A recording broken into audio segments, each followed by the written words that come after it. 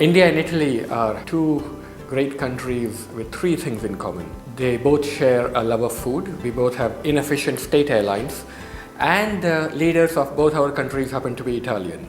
They're both countries in which television is an enormous influence, but there's a hard core of dedicated readers who will go out and buy books and support writers. Penguin and Einaudi are both the best publishers in their respective countries. Einaudi, for me, has published some of my favorite writers anywhere, not just in Italy. Natalia Ginzburg, Primo Levi, Calvino, etc. In all of Europe, my book has sold best in Italy. It's a mystery to me, but it's a very happy mystery. You know, the title was the last thing that I wrote on the book, so I thought of many different titles, and nothing was. I was actually going to publish it as Bombay Story, which is a damn squib of a title. Then it just suddenly came to me that this is a city which is, it's the maximum of the urban experience. So you walk out onto the streets of Bombay and there are people, living, going to the toilet, doing business, making love, killing each other, all on the streets. And anything you can say about cities, wealth or poverty, or sadness or happiness or laughter, tears, is all here, and it's extreme. It's to the maximum of all urban experience. In all senses of the word, it's a maximum city.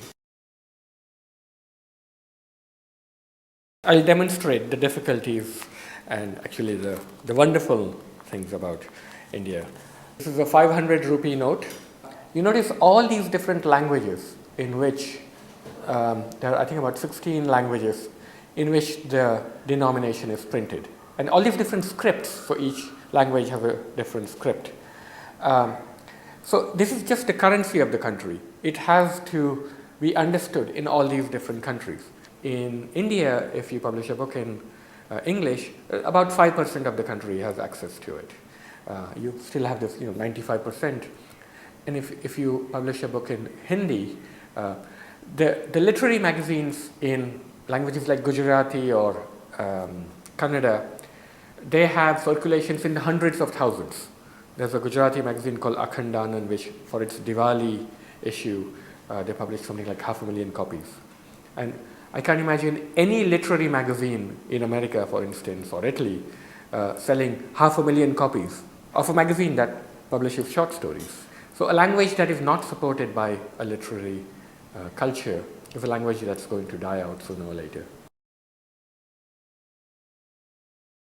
So I was speaking with the head of Penguin India, who told me he investigated how these pirates operate, and the way it happens is that it gets printed somewhere, and if, let's say, you're the boss of a street gang and you want to sell these pirated books, you contact someone who contacts the actual printer of the pirated books, and you never meet the printer.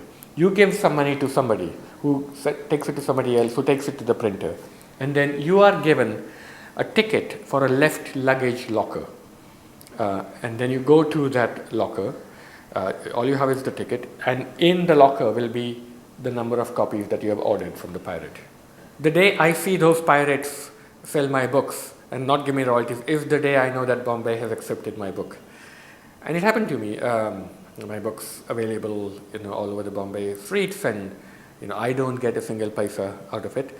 But I was in a taxi once going to the airport, and this kid came up with a clutch of books, and my book was on top, and I asked him what it was, and he said, "Oh, this is Maximum City, it has all Bombay in it." And I said, "How much is it?" And he said, 600 rupees. And I said, 600, I've written this book, I'm the author of this book. And he said, "Fine, if you're the author of this book, you can have it for 400. And I told my publisher, fire all your sales force and hire these kids. Among my friends, Calvino is worshipped.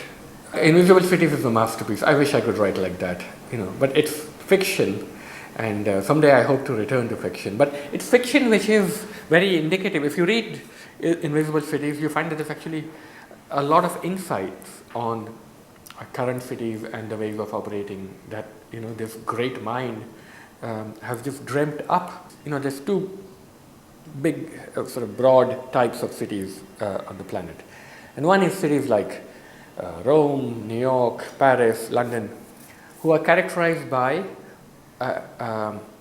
unprecedented influx of immigrants from other countries.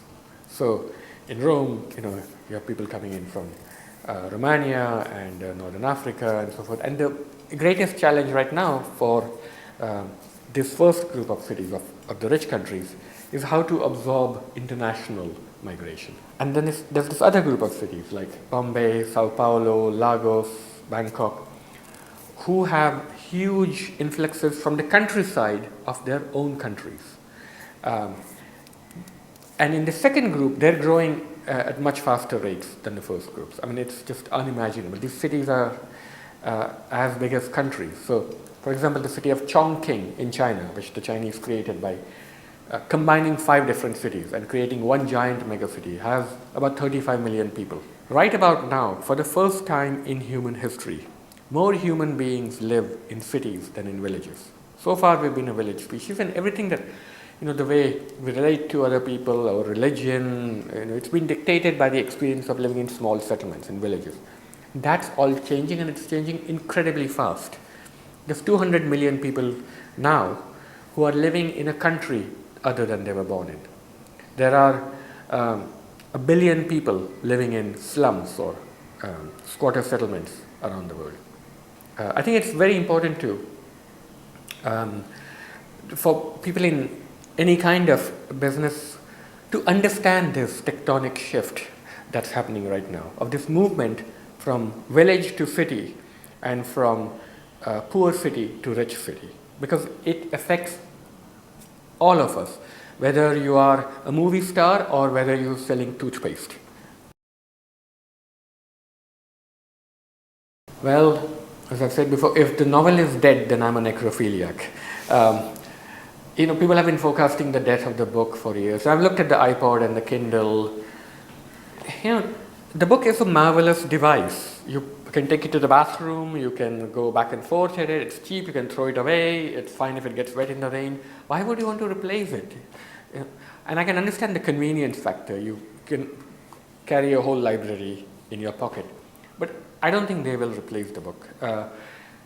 They will be an accessory to the book. So I will buy a Kindle when I'm traveling, and if I'm thinking of a book and I want it right there and I don't have access to a bookstore, then it's very convenient to get it right there. But I will always prefer to open a book and then to smell it. The first thing that I do with books, and I've done this since I was a child, you open and smell the pages, and I notice that the British books have a different smell from the Italian books, who have a different smell from the American books, and certainly from the Indian books. Much later in life, I find out why this was so. It's not the pages, it's the glue in the binding. That's where you get the smell from. So I'm a glue sniffer, yes. Column generally is called Senza Frontiere, which is a title I love because I've lived my life without frontiers.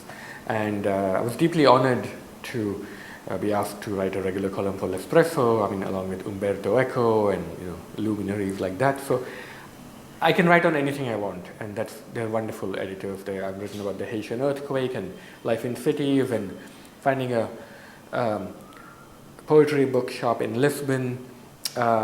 And it's the only regular column I write, and I get a lot of responses from Italy. Once I wrote about being ill, and I got all these letters from people in Italy saying, "Dear Mr. Mehta, we hope you are fine now." So it's my regular connection with the country of Italy, and I just love it. I go more often to Italy than to any other country in Europe, and each time I go there, I like it for the same reason that I like India. It's the warmth of the people. It's that simple.